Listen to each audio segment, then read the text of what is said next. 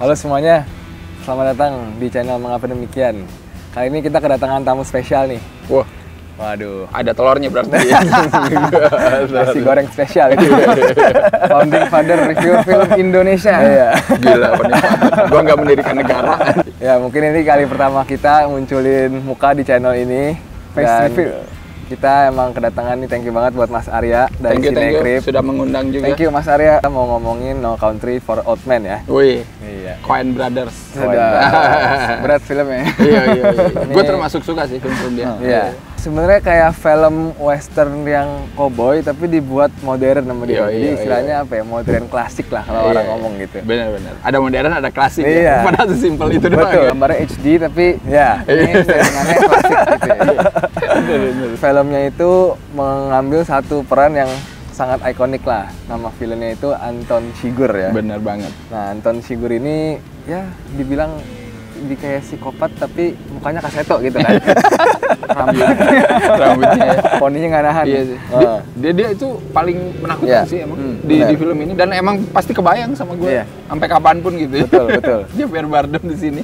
Salah satu saintis atau forensik apalah gitu, dia juga sempat ngomong bahwa portrayal Anton Chigurh itu merupakan salah satu yang paling identik dengan psikopat di real life katanya. Oh iya?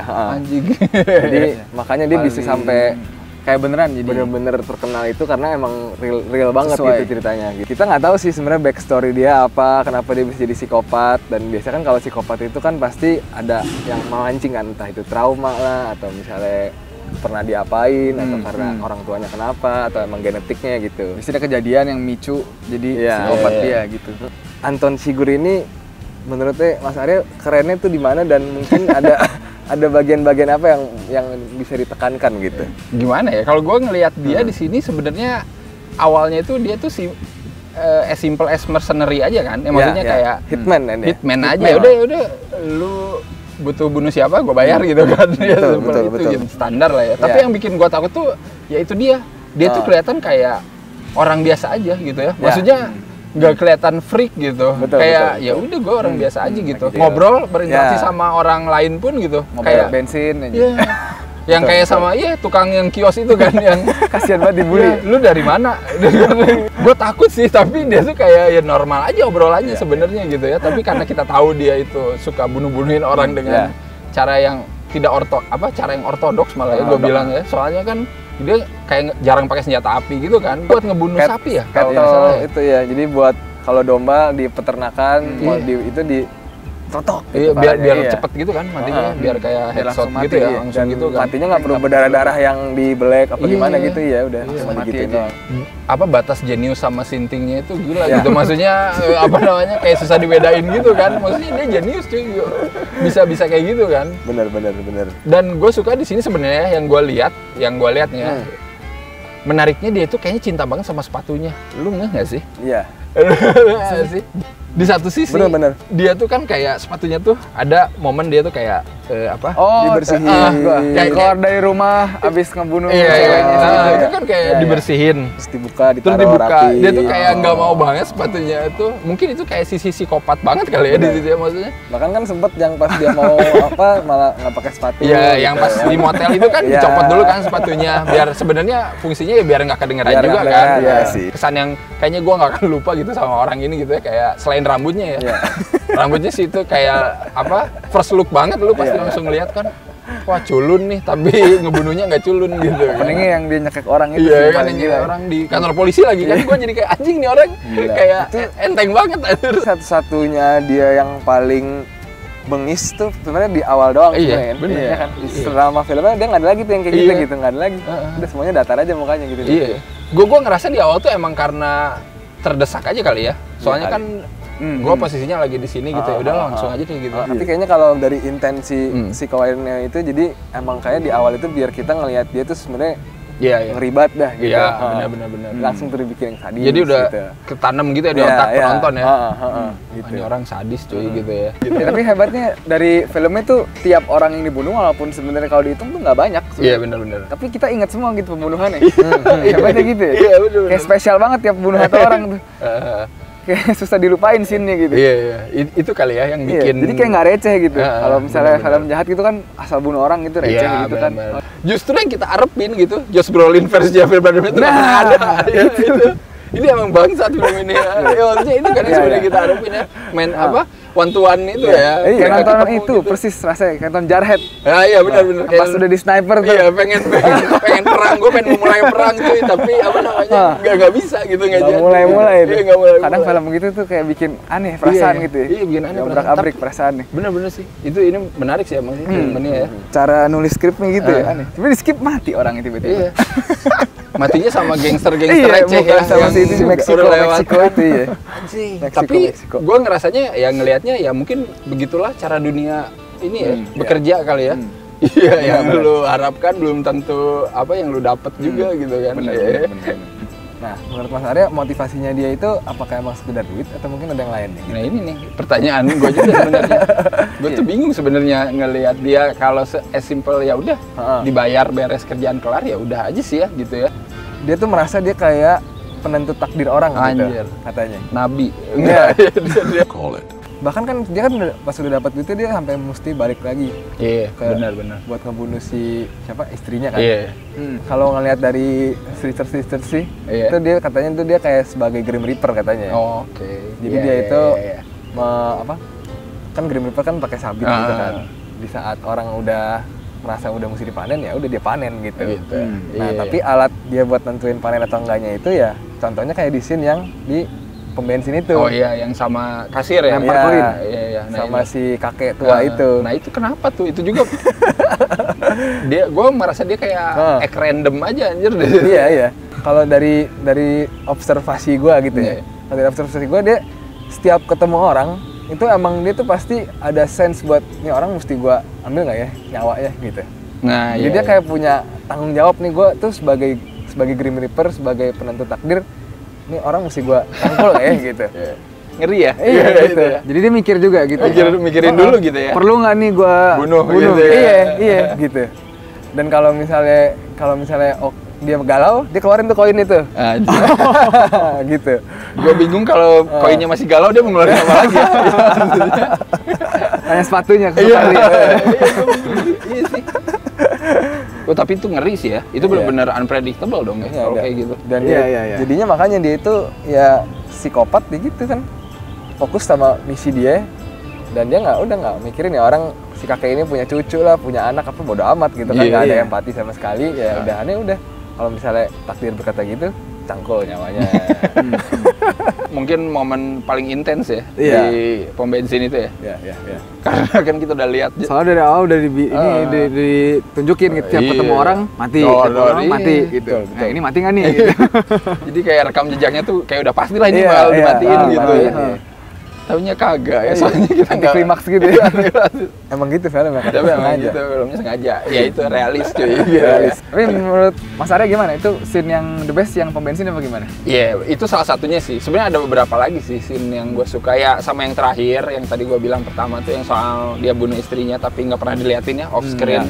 Terus keluar cuman gini-gini sepatunya. Maksud gue itu bagus sih itu secara film itu tuh so don't tell banget gitu ya. Maksudnya kan jadi kita tahu gitu itu berarti dia udah kebunuh istrinya gitu kan. Kita tinggal ngelihat kan terus sepatunya ada darah gitu. Iya, jadi kita secara nggak sadar itu tahu gitu. Udah dimatiin gitu tanpa lu harus lihat gimana cara dia matiin istrinya gitu kan. Lu ada apa? Kalau gua yang pertama sama kayak lu. Oh iya. Itu yang dia keluar dari rumah itu. Iya. Sepatu itu terus kayak biasa aja gitu dengan rambut rapihnya gitu kan keluar gitu. Tapi yang kedua yang itulah yang dia di pom bensin itu sih gua. Iya. Soalnya gua emang demen banget sama dialog sih. Jadi gua demen kayak tipe film Quentin gitu yang dialog panjang gua demen banget gitu. Yang kayak orang one take bisa ngomong panjang kayak nggak hafal dialog sama sekali gitu dan real banget gitu ngomongnya gitu. Nunjukin gitu kalau ngomong sama orang psikopat tuh pasti awkward gitu ya. Banyak pernyataan yang kita tuh nggak bisa jawab dengan normal gitu. Iya benar. Maksudnya gimana Pak? Iya kayak bingung ya. Lu ngomong apa sih? Bener. Cuma nanya doang. Kok kayak tersinggung orangnya. Business is not yours. We're in fun.